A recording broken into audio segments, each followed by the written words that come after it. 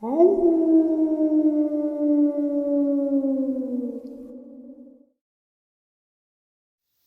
and salutations, everyone. I hope everyone is still doing well, and welcome to tonight's bonus upload. Before we jump into this very terrifying set of encounters, a couple links. As many of you know, I rely on Patreon, PayPal, channel membership, and the merch to help the channel to continue to grow and go. Links to Patreon, PayPal, and channel membership is in the description below. Merch displayed directly under the video. Also, Dogman Frightening Encounters, Volume 1 through 3, the audiobook versions. They were written and researched by Tom Lyons, narrated and produced by me, Jeff Nadolny. Those audiobooks are available on Audible, Amazon, and iTunes, links to which are also in the description as well. And finally, last but definitely not least, if you'd really like to help support the channel to continue to grow and go, simply subscribe. It doesn't cost you a cent. Click that like button, takes half a second.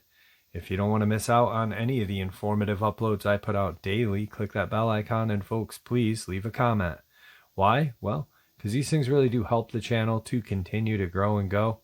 And yes, folks, they definitely do matter. Now, everyone, I have taken far too much of your time. Let's jump into tonight's bonus, shall we? Today's first Tennessee subscriber submission. Hey man, I am a subscriber, and I'm just going to tell you that you've helped me out a lot more than you could ever imagine. I honestly had no idea these things existed. I believed in Bigfoot, but not Dogman until last year, the beginning of winter. My buddy has a piece of land that butts up to a 10,000 acre park. It's called East Farm or East Fork, and it's in Jamestown, Tennessee. Here locally, it's known as Glen Obi. Me and my best friend Seth have hunted this place so many times I could not even begin to tell you. It's one of those places that makes you feel like someone is watching you all the time. It's a very unsettling place. Back before the 1900s, there was a lot of witches and black magic type junk. The road going down to this place is a steep decline down a mountain, and about 3/4 of the way down it takes a left and you cross a really narrow bridge that leads you to a gravel road that goes back into the woods at least 5 miles. Back in the early 70s, a guy hung himself on that bridge. Back before Dogman or werewolf happened, just that alone gave me the uneasy feeling. Eventually, I got over it. Me and my buddy got comfortable enough with the place that we'd walk around at night with nothing but a headlamp on the dimmest setting because we didn't want to scare the animals. We were always both armed when we got there. I'd usually take my AR-15 and my friend had an AR-10 with a night vision scope. We really started carrying these guns after that winter evening. It was probably 3:30, maybe 4. I was in my buddy's truck with the window up, and my buddy was standing pretty much right there in the driver's side door. I mean, he had one leg out of the vehicle and one in. We had a tag along this day. His name was Dylan. He drove his own vehicle down because he wanted to bring his four-wheeler. We were sitting by a cabin, which is on my friend's property, built in the early 1900s. You can really tell how old it is when you walk in, and the doorway is only about 6 foot tall. I don't know how many times I've hit my dang head on that thing. Anyway, myself and Seth are just sitting there watching Dylan trying to start his four-wheeler. He probably cranked it 3 or 4 times, and it just wasn't having it. I guess where it was a cold winter evening, it was probably 35 degrees. The time it finally started up right before it died, I kid you not, that if I had to guess, it was a half a mile away and sounded like it was right beside us.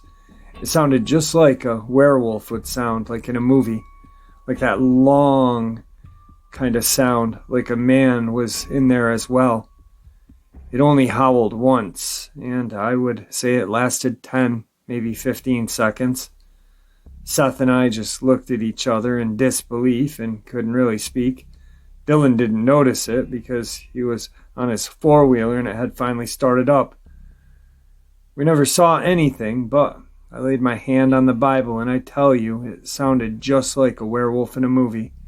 Typing this message is literally making my stomach turn. I don't tell many people because most wouldn't believe me anyway. And that's all right, because I've offered to take anybody that hasn't believed me, and yet not one of them has come with me. I also heard this about 3 months later, first thing in the morning like daylight. I do a lot of deer hunting and hog hunting, and the Dogman, werewolf, whatever it was, when it howled at daylight kind of made me think that it was its way of showing us this was his territory. This time, it was quite a bit further away. It'd say anywhere from a mile to a mile and a half. I mean, it was the same exact sound. Before all this happened, me and Seth would go down there and throw out a lot of corn, hunt 3 or 4 days out of the week. On the weekend, we'd normally hunt Saturday night for pigs, if we were going to hunt at all. We have drastically slowed down and hardly ever go to that place anymore. Actually, about 2 or 3 months ago, cops found a dead body back there by the river.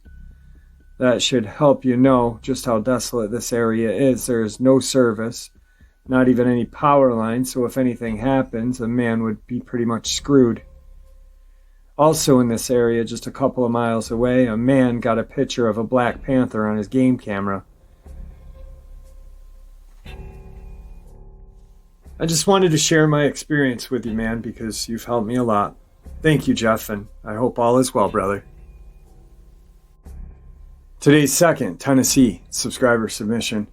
First and foremost, I have to say that I do not care if you believe this or not. This is not a campfire tale, but a true story based on 2 encounters I had during my lifetime with a creature known as Dogman. I will not disclose the location, but I will say I've lived in Middle Tennessee since I was born in 1986. I've heard thousands of different stories and lores about this land that we have lived on and the surrounding areas. Ever since I can remember, I've been roaming and exploring the woods that surround our property since I was 8 years old, and I've only had 2 encounters with this creature. Once when I was 14, and this year, 2020, at 34. During my first encounter, I was walking with a friend. We'll refer to him as Ronnie. Ronnie was 3 years older than me at the time. I was 14, he was 17.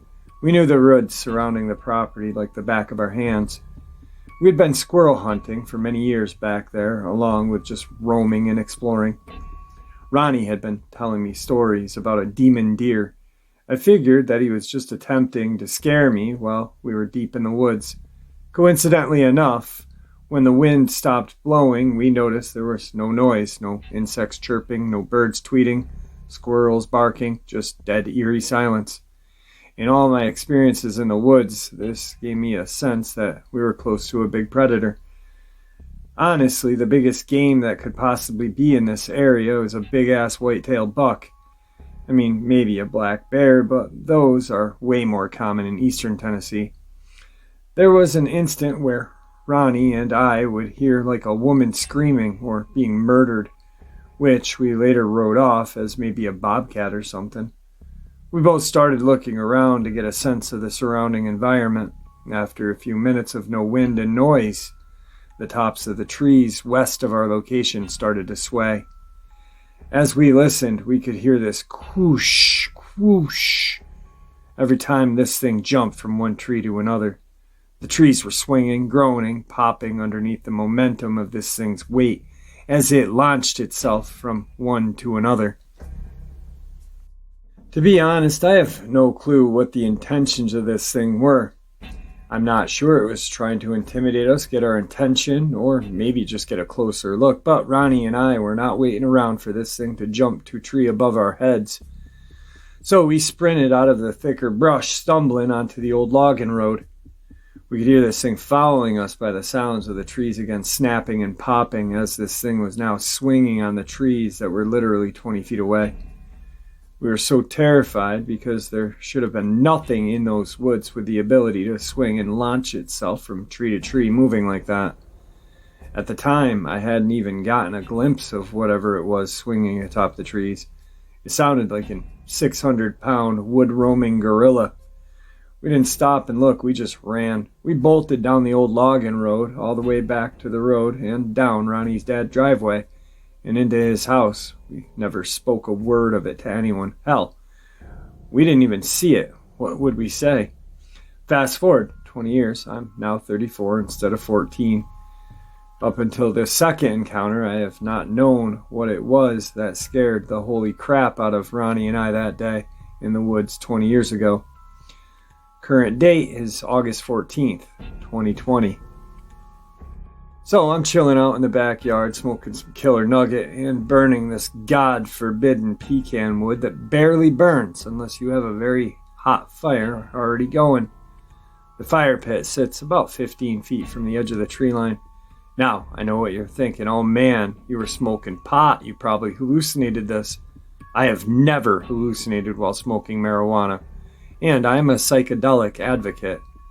I've dropped LSD numerous times, along with smoking 5-MeO-DMT and NN-DMT, and never, while even on psychedelics, have I ever seen anything even close to this. As I'm relaxing by this fire out back, I hear a loud pop. I instantly snap my head up to look in the direction that the branch breaking noise came from, and that was the instant I first laid eyes on this thing. Blinking 2 or 3 times to actually make sure I was actually seeing this thing. Standing at the tree line 15 feet from my fire was a gigantic black outline of what looked to be a wolf standing on its hind legs. I was shocked at the sighting, but noticed very fast that I did not feel afraid. I didn't feel negative energy coming from off of it. What I can only describe as literally an 8-foot walking wolf. I didn't feel the sense of evil everyone talks about. I actually felt relaxed and at peace with him being so close to me. As I looked closer, I noticed that its hair was well maintained, didn't smell any obnoxious odors, or smells of decay and death as many others have described. This thing looked civilized, tamed, intelligent, advanced. Hell, I'd even say this thing looked enlightened with a knowledge I was totally unaware of. Its eyes were not amber as other accounts describe. This creature's eyes were a fluorescent blue. Mesmerizing, to be quite honest. As I'm looking, I noticed it had 3 braids in its hair on the side of its head. It reminded me of a Native American style braid because of the turquoise thread that was laced in between the hair and the braid itself. It looked like this thing is very well taken care of. That's why I say it looked advanced, or maybe even just in tune with its environment. After a moment staring at it, it took off faster than anything I had ever seen before, and almost unnatural on 2 legs, but at the same time so fluid and effortlessly. I feel like this was the creature that Ronnie and I had encountered that day in the woods 20 years ago. I think it was just curious of us. It didn't give off any vibes of harm or danger, just curiosity, maybe bewilderment. I have looked at the woods, and the world, for that matter, very differently since that August. Today's third Tennessee subscriber submission. Hey Jeff, longtime subscriber, but never sent my encounter in. Not out of fear of what people think, I just can be lazy at times. But my encounter happened when I was younger, around 2006. I grew up in East Tennessee, around an hour east of Knoxville. I grew up target shooting and hunting in the woods behind my grandparents' place. Where we lived was in the foothill of the Appalachian Mountains. The place I hunted was a good friend of the family's farmland. The land butted up to my grandparents' land, so needless to say, I was always over there. The layout of the land was a series of hills and valleys. One side of every hill was a clear of long trees, along with a valley on the other side of hills was mixed with hardwoods and cedar trees. So my encounter was one day, late winter, I decided to go squirrel hunting, just getting out with my dog. My dog was just a black and tan hound mix, with who knows what, as I picked her up as a stray. This day was very different than the rest, since normally she would just run all over the place, and if I needed to call her, I would just shoot my .22 up in the air and she'd come running. This time, she wouldn't get more than 3 feet away from me before stopping and making sure I was still there. The day was the typical cliche no sounds of nature. I shrugged it off and kept going, even though I knew it was a sign of a predator in the area. I walked up one hill parallel the tree line, about 5 to 8 feet off. I heard something match pace with me step for step. I stopped, it stopped. The entire time my dog was at my feet watching where the sound was coming from. I have grown up in the outdoors and I know the difference between something walking on 4 legs and walking on 2. This thing was walking on 2. But it was in the cedar thicket, so I couldn't see anything past the tree line. I continued up the hill listening to this thing more or less stalk me until I got past the cedar thicket. When it stopped, I walked further up and then down into the woods to see if I could get a look over and see anything. But as it never left that cedar thicket, I couldn't. I should mention that my dog refused to come into the trees with me. I walked back out of the trees and took the same path down the hill, still 5 to 8 feet from the tree line. As soon as I got to the edge of the cedar thicket, the footsteps started again, step for step. This entire time, I never felt afraid or dread like many people mention. I was more curious than anything. I wanted to know what this thing was stalking me. As I reached the edge of the thicket, there was about 10 yards of open ground, then a 5-strand barbed wire fence that separated our land to their land. As I reached the end of the tree line, the creature let out a deep guttural growl that I felt. I instinctively turned to face where it had come from and backed up until I was against the fence. The creature never came out of the wood line and into the view, so I never actually saw it, but I know what bears sound like as well as wild dog and coyotes, and this was neither of them. That deep sound and the length of time that growl happened, its lungs had to be huge to hold a growl that long. As I hit the fence, the only thing I could think was all I have is a single-shot bolt-action .22 and 10 yards to place it. I might as well have a club. I stood waiting for the worst thing to happen to my dog and myself. My dog was standing her ground right next to me. She must have picked up on my body language, and she knew I wasn't going to run. I was going to make a stand. After what seemed like an eternity, probably close to 3 minutes, I heard the creature walk away. I was wasting no time to hop the fence and return home. I told no one about this,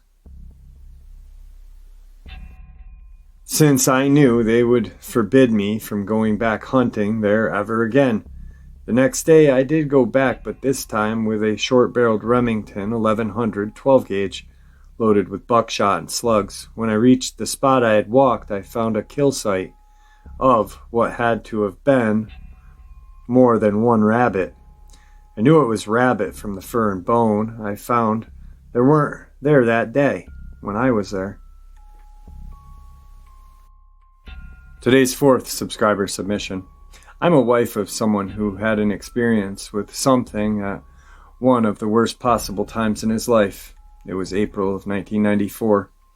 We had just come out of a terrible winter. We had the worst ice storm earlier that year that caused such damage and power outages in our area. Needless to say, by the time April had got here, my husband went fishing with a buddy in a small creek that leads to a small river. Always good fishing there. My husband's dad was a commercial fisherman, and this was one of his favorite spots to drop his nets.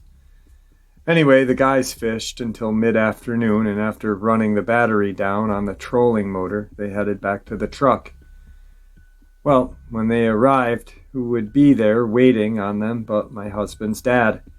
His dad had been waiting to go fishing ever since the weather warmed up, but during the ice storm he had fallen and broken his hip while tending to the cows. He had told my husband on several occasions, "Let's go fish." But for whatever reason, my husband couldn't go. Well, my husband knew what his dad was wanting when they pulled up. He wanted to fish. He told them that the battery was dead. It didn't matter. He wanted to take our old boat down the creek, and he said it'd be okay. No matter what my husband said, trying to talk him out of going. His dad was going. So my husband let him take the boat. You don't refuse a man like his dad. So my husband and his friend left and came back home. Fast forward to 9:30 p.m., we got a call from my husband's mom. Dad hadn't come home yet. He jumps up and heads back to where he left his dad beside the creek. He called his buddy that had been fishing with him earlier that day, and they both went to get Dad. When they got to the creek, the boat was not there. Everything was as when they left. They started walking down the edge of the creek yelling for their dad. They went a mile to the mouth of the creek where it dumps into the river. It was pitch black, and the flashlights only reached a short distance when they heard a buzzing sound like an insect, but not like any insect they had ever heard before. They stopped and yelled for Pa again. Then they saw on the other side of the river 2 sets of very large red almond-shaped eyes. At first, my husband thought they were deer. Standing and watching, when they flashed their lights toward the creek, they saw the boat on the far side of the creek. This might be confusing, but the creek meets the small river like a T. The eyes were on the right top of the T, and the boat was on the left bottom side of the T. The creek was too deep to wade across, and my husband didn't swim well, so they ran back up to the road by the truck and crossed the bridge and ran back down to where the boat was. When they got there, the eyes were still on the other side of the river. There floating by the boat was his dad. They jumped into the boat and pulled him in, but he had already passed away. They tried CPR, but he was long gone. They grabbed the paddle and the garden hoe that was in the boat and tried to paddle back to the truck. At first they hadn't realized that the boat was not tied off. It was just sitting there. They started trying to paddle, but they kept hitting something underneath the water. But that can't be. It's 15 to 20 feet deep where they were. But what were they hitting? Something, and it was jerking at the paddle and the hoe like it was trying to jerk it out of their hands. They were so freaked out. They had just found his dad dead. Big red eyes, jerking the paddle. It's a demon and it's trying to get us. That's what my husband's friend said. My husband screamed, "Come on, you son of a bitch. You got him, but you're not getting us." My husband's friend was scared and tried to shut my husband up. But he told his friend, "Don't be afraid." Then it stopped. They were able to get the boat moving. They were not hitting anything under the water. The paddle and the hoe were not being jerked anymore. On the way back, one of my husband's cousins had shown up on a four-wheeler, so they sent him to call rescue. When they finally got back to the truck at the bridge, rescue had just arrived. After 10 years later, we had a Bigfoot researcher go with us to that spot where this happened. I'd seen something on one of those Bigfoot hunting shows that made me think about the eyes they saw that night. This was the first time my husband had been back since the terrible night. He realized then that boat had not been tied off in the creek and river, had significant current, that the boat and his dad should have floated down the river but did not, and where the eyes were, it couldn't have been a deer. The eyes were much too large and too high off the ground. So what actually happened that night we will never know, but my husband said if it hadn't been for the buzzing sound, they would not have found the boat as soon as they did. So did the creature with the red eyes cause my father-in-law's death? We don't know. Could they have been watching over him until he was found? We don't know. We do know that Pa spent a lot of time in the woods there and on the creek and river. So they could have known him. He could have known them. Oh, by the way, he's Native American. He was not scared of anything but respected all. I know this was a very personal story, but it changed my husband forever. He won't fish or hunt anymore. He does not want to be in the woods. I wish I could get my husband back. Thank you for letting me tell his story, our story. Same subscriber. Next email.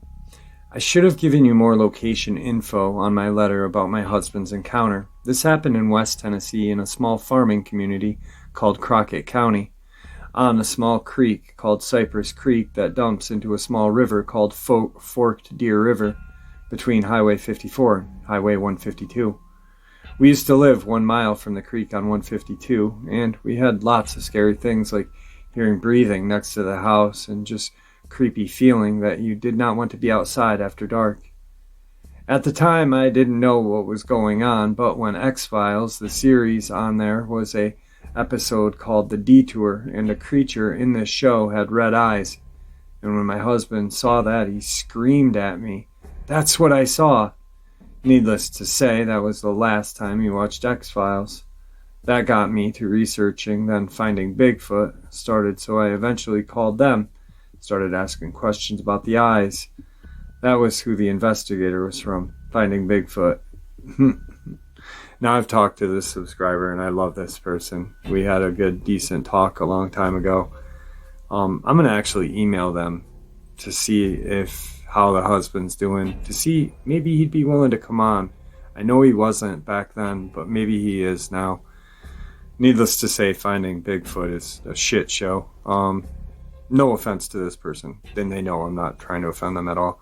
They did a lot of filming up here, and they didn't find anything. Actually, I remember 2 of the cast members up here were at like a diner called the Hen House, and the owner he's a character. You know, he's owned the place for 40, 50 years, and he messed with them, and I guess he had told him that he had seen something, and because they were like city folk, he had said city folk, and he had them walk like a couple miles through some fields and wood line. It was pretty mean, but anyway, let's finish this email. Sorry. I just realized I didn't tell you that the medical examiner ruled out foul play in my father-in-law's death, accidental drowning.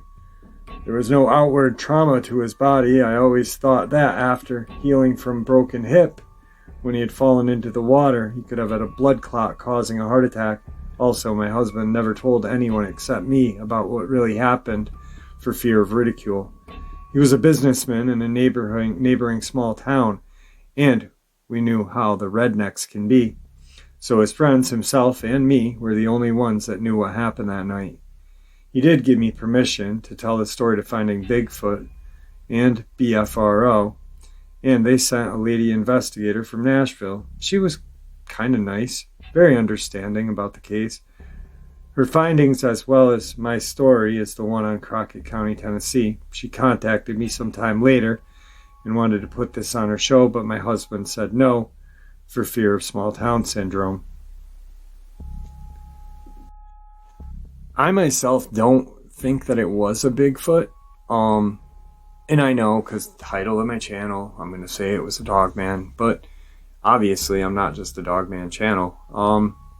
And I'll explain to you why I have that name sometime later. I've had the name for 4.5 years now. Well, 4 years. Yeah, since 2017. But anyway, so the reason why I feel it is a Dogman is because the glowing red eyes, the fiery ambered color eyes, we do hear Bigfoot having different colored eyes as well, but I just feel like maybe Pa had been fishing there for so long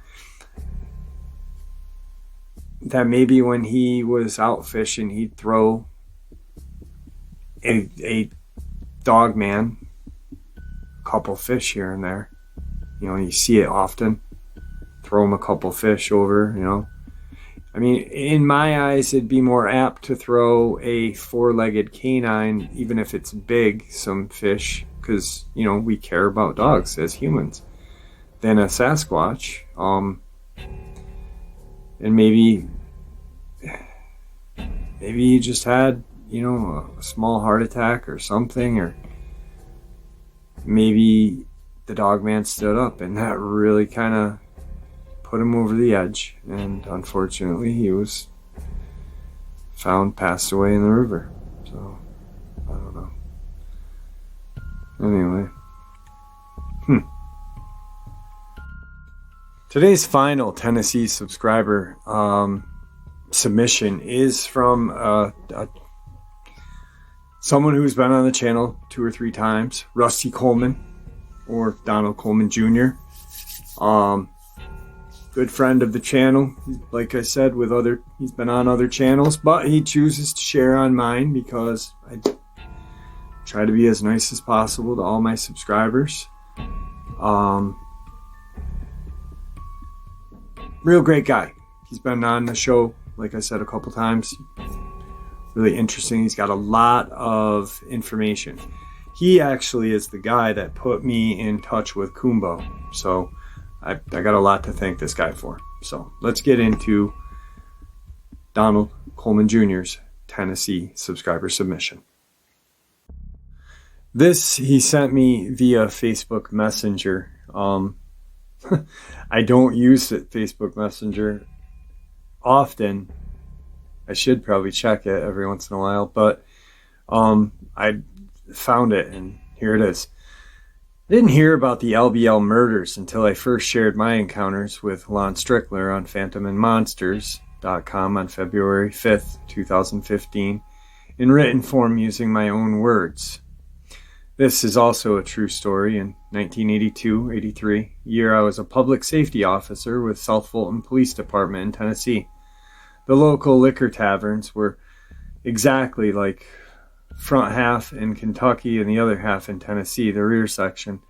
And when local law enforcement did nightly checks, Fulton City and South Fulton did the checks together. Our state line authorities backed each other up through thick and thin. Now, one weekend night in December 1982, our dispatcher went home at 1 in the morning, so I took her place from 1 a.m. until 3 a.m. Usually, I spent that 2 hours looking through the city code books of law, see what existing laws were still enforceable and haven't been repealed.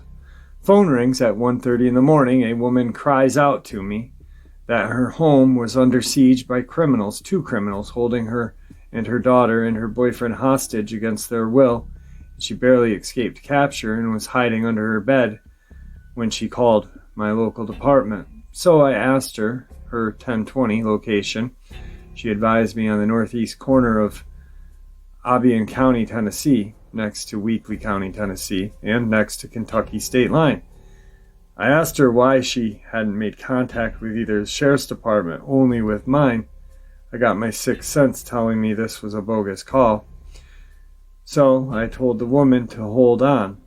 I was able to raise on low-band law enforcement radio Memphis, Tennessee highway and had the 1033 emergency traffic and needed immediate attention, requested high-ranking officials with Tennessee Highway Patrol to contact me public service ASAP, and a captain called me over the telephone. I relayed the 1033 emergency traffic concerning hostage situation, and he then asked me this bizarre question: how far is the LBL from this event? Which, at the time, struck me rather odd, like why bring up the LBL in the first place? Which, at the time, never heard about the LBL murders of the family of 4 that happened in March of 1982. Anyway, Captain told me to treat this hostage call as the real deal, and multiple agencies responded. 1033, like 2 Kentucky Sheriff's Department, Kentucky State Police, Obion and Weakley County Sheriff's Department, Martin Police Department, and Rescue Squad Ambulance Service. And I was later proved my 6th sense was proven accurate, as the woman takes an original Home Alone episode before the creation of 911. That stunt cost her 11 to 29 days in the county incarceration. You have my permission to relay this story on your Dogman channel.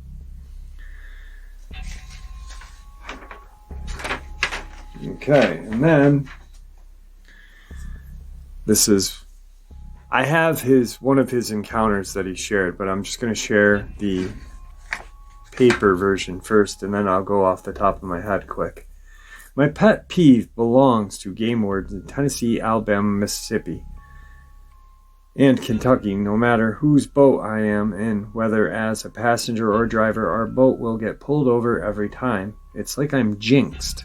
Cursed like in the movie Uncle Buck. He always referred to his beaver hat as people getting angry seeing me wear this hat, in case it was my flaming red hair and freckles that brought out the anger toward me from state game wardens without fail every single time.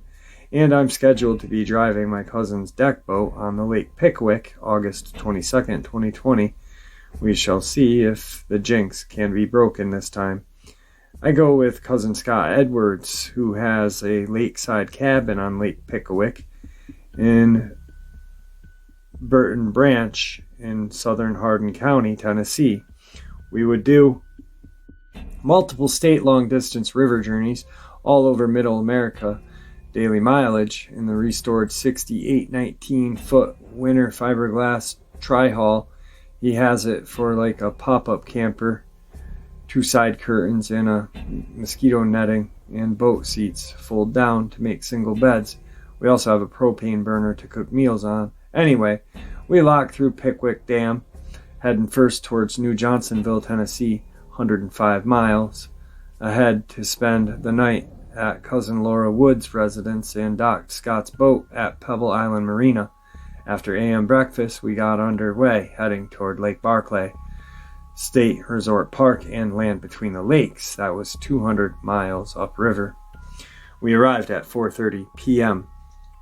And a Kentucky game warden checked out boat registration and our safety equipment and asked, "Where is your fishing gear or hunting guns?" I replied, "Sir, we are only sightseeing and taking wildlife photos and enjoying Mid-America's river system." So he rechecked our boat again, looking for illegal contraband, and found nothing. And now I am really pissed off at his bully lawman static. And we filled up the gas tank and 5 other plastic 20-gallon handheld cans, went to the lodge to check in, went to our room, took a nap, got dressed to go eat at the restaurant, which has great food. Guess who I saw there eating? Game wardens, park ranger, and state police troopers sitting around 2 big tables after eating steak dinner. I changed tables and sat next to the lawman's table. As I sat quietly, I heard them talk about code names for cryptids like Sasquatch, Black Bear, and Dogman, Black Dog, and Werewolf, Black Cow. This code name is used all over the United States when lawmen are summoned to an animal disturbance call. This also includes sheriff deputies, police, and public safety officers or constables or marshals. The time, 8:45 p.m., February 2011.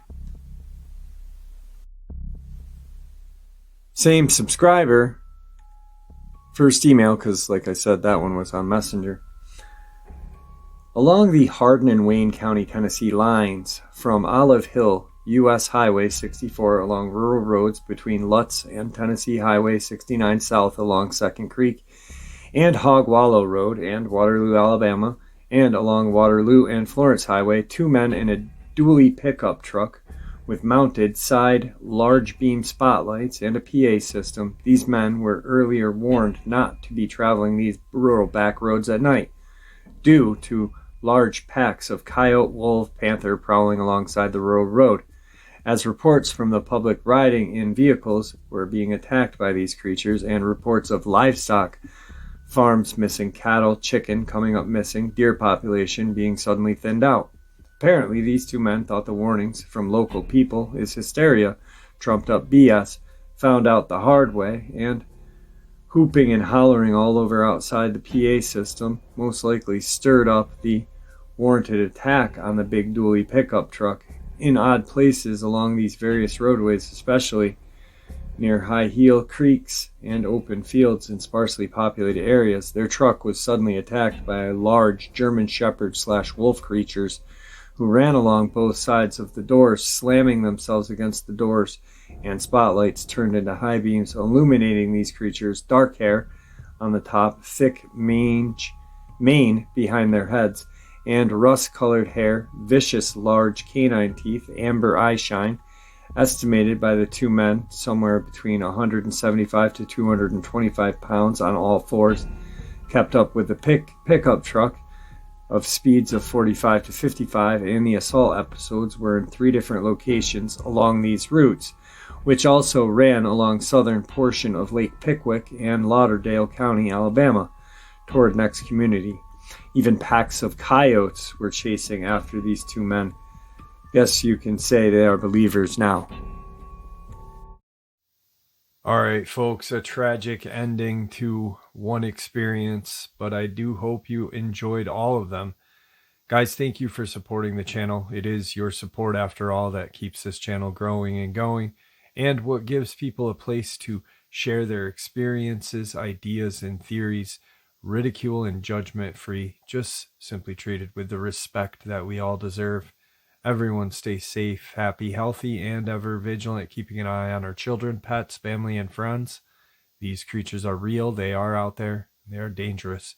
Share this information with the people you love and care about, and it may just help save their lives someday. Until next time, never stop asking questions, never stop searching for answers, and God bless.